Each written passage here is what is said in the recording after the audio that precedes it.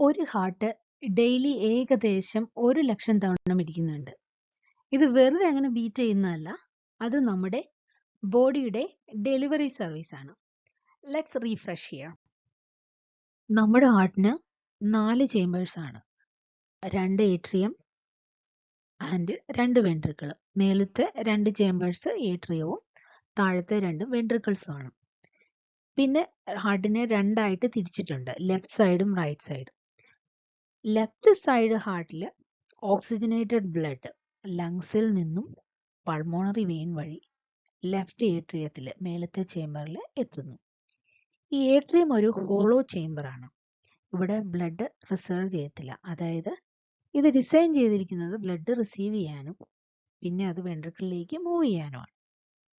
Cardiac സൈക്കിളിൽ ഏട്രിയത്തിൽ blood fill ചെയ്യുന്ന ഈ പ്രോസസ്സിനെ ഏട്രിയൽ ഡയസ്റ്റോൾ എന്ന് പറയും. സിമ്പിൾ ആയിട്ട് പറഞ്ഞാൽ ഏട്രിയൽ ഡയസ്റ്റോളിൽ ഒരു കാർഡിയാക് സൈക്കിൾ കഴിഞ്ഞ് ഹാർട്ട് മസിൽസ് എല്ലാം റിലാക്സ് ആയി ഏട്രിയൽ ചേമ്പേഴ്സ് എല്ലാം വികസിച്ചിരിക്കുമ്പോൾ ഈ ചേമ്പേഴ്സ് വെയിനുകളിൽ നിന്ന് ബ്ലഡ് എല്ലാം വലിച്ചെടുക്കും. അതായത് റൈറ്റ് ഏട്രിയത്തിൽ ഈ സമയം നമ്മുടെ ബോഡിയിലെ ഡീ ഓക്സിജനേറ്റഡ് ആയിട്ടുള്ള ബ്ലഡ് സുപ്പീരിയർ വീനക്കവയിൽ നിന്നും ഇൻഫീരിയർ വീനക്കവയിൽ നിന്നും വന്ന് ഫില്ലാകും. അതേസമയം ലെഫ്റ്റ് ഏട്രിയത്തിൽ ഓക്സിജനേറ്റഡ് ആയിട്ടുള്ള ബ്ലഡ് ലങ്സിൽ നിന്നും പൾമോണറി വെയിൻ വന്ന് ഫില്ലാകും. അങ്ങനെ ഈ ഏട്രിയ ഫില്ലാകുമ്പോൾ പാസീവായിട്ട് ഒരു 70 to 80% വെൻട്രിക്കിളും ഫില്ലാവും. അത് കഴിഞ്ഞാൽ ഹാർട്ട് അടുത്ത ഫേസിലേക്ക് പോകും. അതാണ് ഏട്രിയൽ സിസ്റ്റോൾ. സിമ്പിളായിട്ട് പറഞ്ഞാൽ ഈ ഫേസിൽ ഏട്രിയ കോൺട്രാക്ഷൻ ചെയ്യും, അതായത് അത് ചുരുങ്ങും. അപ്പോൾ ആ പ്രഷർ കാരണം ഏട്രിയത്തിലുള്ള ബ്ലഡ് ഇവിടുത്തെ ഓപ്പണിംഗ് ആയ ഏട്രിയോ വെൻട്രിക്കുലർ വാൽവ് വഴി അതായത് വെൻട്രിക്കിളിലേക്ക് പുറന്തള്ളപ്പെടും. അതായത് റൈറ്റ് സൈഡിലുള്ള ബ്ലഡ് റൈറ്റ് ഏട്രിയത്തിൽ നിന്നും ട്രൈക്കസ്പിഡ് വാൽവ് വഴി റൈറ്റ് വെൻട്രിക്കിളിലേക്കും ലെഫ്റ്റ് ഏട്രിയത്തിൽ നിന്നും മൈട്രൽ വാൽവ് വഴി ലെഫ്റ്റ് വെൻട്രിക്കിളിലേക്കും ബ്ലഡ് പുറന്തള്ളപ്പെടും. ഇനി അടുത്ത ഫേസ് എന്ന് പറയുന്നത് വെൻട്രിക്കുലർ സിസ്റ്റോൾ അല്ലെങ്കിൽ വെൻട്രിക്കിളിന്റെ കോൺട്രാക്ഷൻ ആണ്. ഈ ഫേസിൽ വെൻട്രിക്കിൾസ് കോൺട്രാക്ട് ചെയ്ത് ബ്ലഡ് ഹാർട്ടിൽ നിന്നും പുറത്തേക്ക് പോകും. ലെഫ്റ്റ് സൈഡിലെ ബ്ലഡ് അയോട്ടയിലേക്കും റൈറ്റ് സൈഡിലെ ബ്ലഡ് പൾമോണറി ആർട്ടറി വഴി ലങ്സിലേക്കും പോകും. അപ്പോൾ ഈ മൈട്രൽ ആൻഡ് ട്രൈക്കസ്പിഡ് വാൽവിനെ ഒരൊറ്റ അടയ്ക്കും. കാരണം ഇത് ബാക്ക് ഫ്ലോ ചെയ്യാതിരിക്കാൻ വേണ്ടി. അപ്പോൾ ഇതാണ് നമ്മുടെ ഹാർട്ടിൽ നമ്മുടെ ഹാർട്ട് ബീറ്റ് എന്ന് പറയുന്ന ഈ ലബ് സൗണ്ടിലെ ലബ് സൗണ്ട്. അതായത് നമ്മുടെ ഈ മൈട്രൽ വാലും ട്രൈക്കസ്പിഡ് വാലും അടയ്ക്കുന്നത് കൊണ്ട്. അപ്പോൾ ഈ സെയിം സമയത്ത് ഈ അയോട്ടിക് ആൻഡ് പൾമോണറി വാൽവും തുറക്കും. ഇനി അടുത്ത ഫേസ് എന്ന് പറയുന്നത് വെൻട്രിക്കുലർ ഡയസ്റ്റോൾ ആണ്. വെൻട്രിക്കുലർ ഡയസ്റ്റോൾ എന്ന് പറയുന്നത് റിലാക്സേഷൻ ഫേസ് ആണ്. ഈ ഫേസിൽ വെൻട്രിക്കിൾസ് അടുത്ത ഹാർട്ട് ബീറ്റിന് വേണ്ടി പ്രിപ്പയർ ചെയ്യുകയാണ്. ഇപ്പോൾ രണ്ടും വെൻട്രിക്കിൾസും റിലാക്സ് ചെയ്ത് എക്സ്പാൻഡ് ചെയ്തു. അപ്പോൾ ഈ mitral and tricuspid valve blood എല്ലാം പുറത്തേക്ക് പോയി കഴിയുമ്പോഴത്തേക്കും ബ്ലഡ് തിരിച്ചു വരാതിരിക്കാൻ വേണ്ടി ഇത് രണ്ടും അങ്ങ് അടയും. അപ്പോഴത്തേക്കും നമുക്കൊരു സൗണ്ട് കേൾക്കാം. അതാണ് ഡബ് സൗണ്ട്.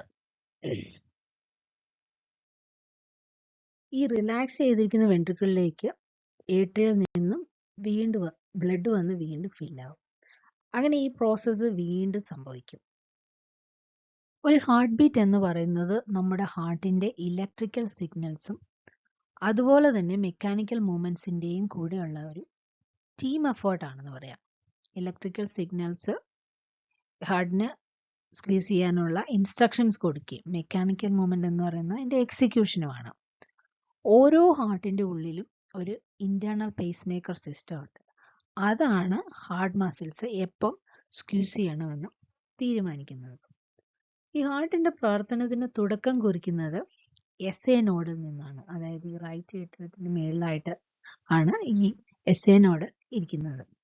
ഇവിടെ നിന്ന് ഒരു ഇലക്ട്രിക്കൽ സിഗ്നൽ പുറപ്പെടുവിച്ച് ഏട്രിയയിൽ കൂടെ കടന്നു പോകുമ്പോൾ അതിൻ്റെ ഫലമായിട്ടുള്ള മെക്കാനിക്കൽ മൂവ്മെൻറ്റ് ഈ രണ്ട് ചേമ്പേഴ്സും കോൺട്രാക്ട് ചെയ്യുന്നു, അല്ലെങ്കിൽ അത് ചുരുങ്ങുന്നു. അതാണ് ഏട്രിയൽ സിസ്റ്റോൾ. അടുത്തത് ഈ SA നോഡിൽ നിന്നും ഈ സിഗ്നൽ നേരെ AV നോഡിലെത്തുന്നു. ഇവിടെ ഈ സിഗ്നലിനെ ഒരു ഫ്രാക്ഷൻ ഓഫ് സെക്കൻഡ് ഒന്ന് ഹോൾഡ് ചെയ്യും.